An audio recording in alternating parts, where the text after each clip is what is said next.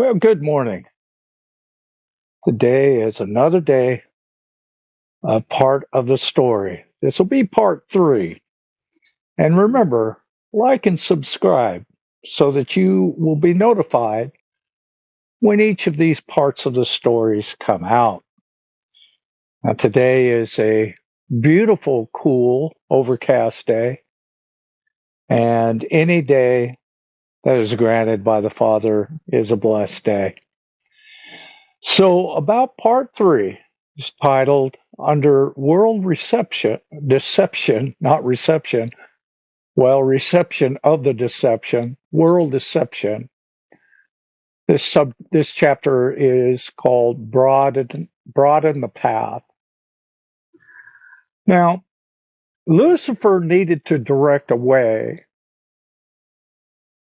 He needed to direct away those who focus their walk on the narrow path, keeping their sights on the Father. Now, he had already deceived many through idols and other strange doctrines that didn't glorify the Father. Now, he needed something new. Lucifer, being ancient, knows how to play the long game.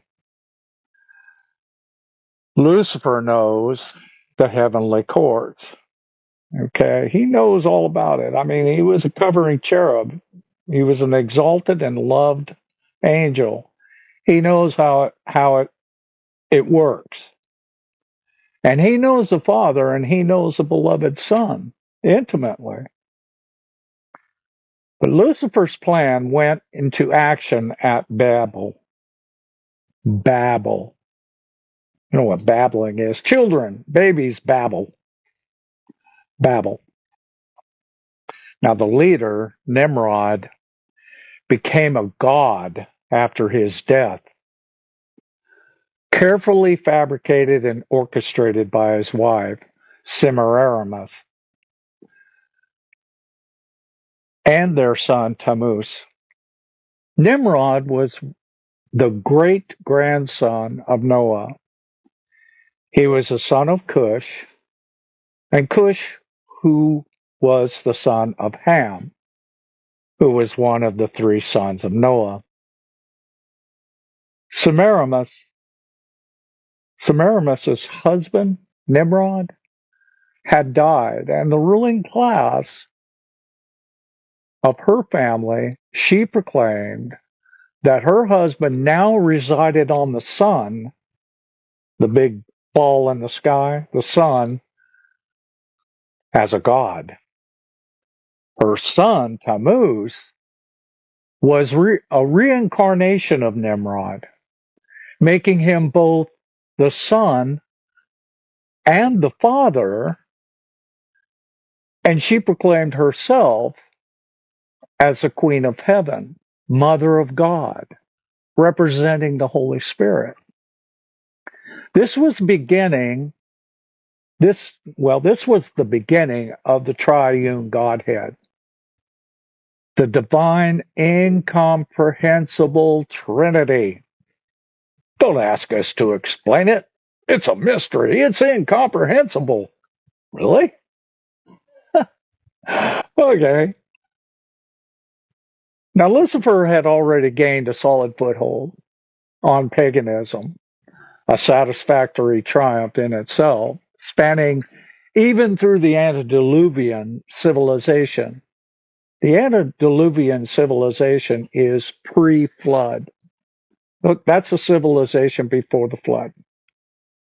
Lucifer, playing the long game, needed to plant something even more powerful and destructive. He needed a package so deceptive and so egregious, so blasphemous, that its deception blinds the world even to this day.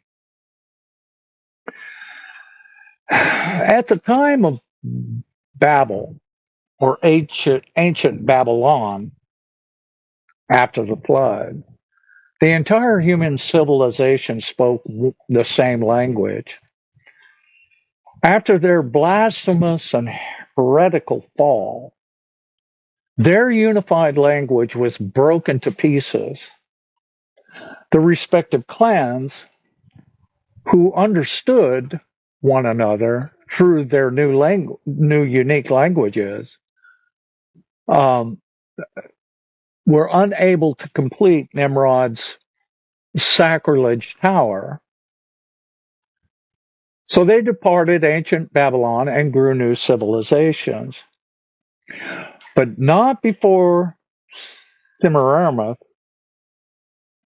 proclaimed an edict of a new god structure masterfully constructed and orchestrated by Lucifer. Now, as the clans dispersed into other regions of the earth, they took this new god belief with them. They took it with them. And to this day, all cultures around the world portray some form of a triune God belief. This Babylonian Trinity doctrine, involving a Father, Son, Mother Goddess, was spread globally after the dispersion from the Tower of Babel. And it became the basis for numerous pagan religions and, eventually, the Christian doctrine of the Trinity.